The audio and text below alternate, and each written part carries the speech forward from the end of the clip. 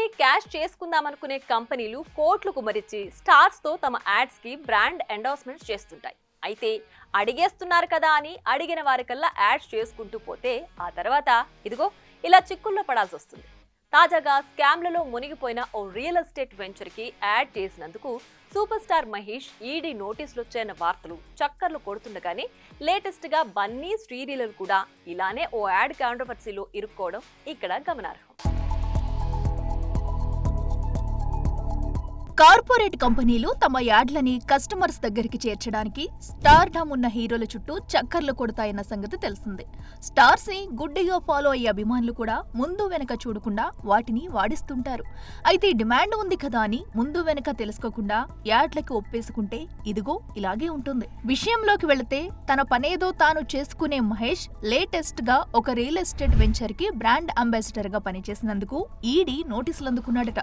ఈ విషయం అటు ఇండస్ట్రీ ఇటు అభిమానుల్లో ఒక్కసారిగా సంచలనం రేకెత్తిస్తుంది.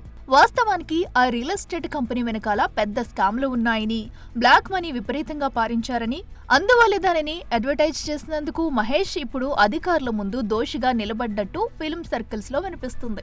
ఇక ఇలాగే ఇటీవలే బెట్టింగ్ యాప్ వంటి ఇల్లీగల్ యాడ్స్ లో నటించినందుకు స్టార్ యాక్టర్స్ నుండి ఇన్ఫ్లుయెన్సర్ల వరకు అంతా పోలీస్ స్టేషన్ల ముందు క్యూ కట్టాల్సిన పరిస్థితి. ఇక ప్రకాష్ రాజ్ ఏకంగా వీడియో రూపంలో సారీ చెప్పుకొచ్చాడు. ఇదిలా ఉండగా ఈ మధ్య అల్లు అర్జున్, శ్రీలీల కూడా ఒక కార్పొరేట్ కాలేజీకి చేసిన ప్రచారం పట్ల విద్యార్థి సంఘాలు ఆగ్రహం వ్యక్తం చేస్తూ వీడియోలు విడుదల చేయడం హాట్ టాపిక్ గా మారింది.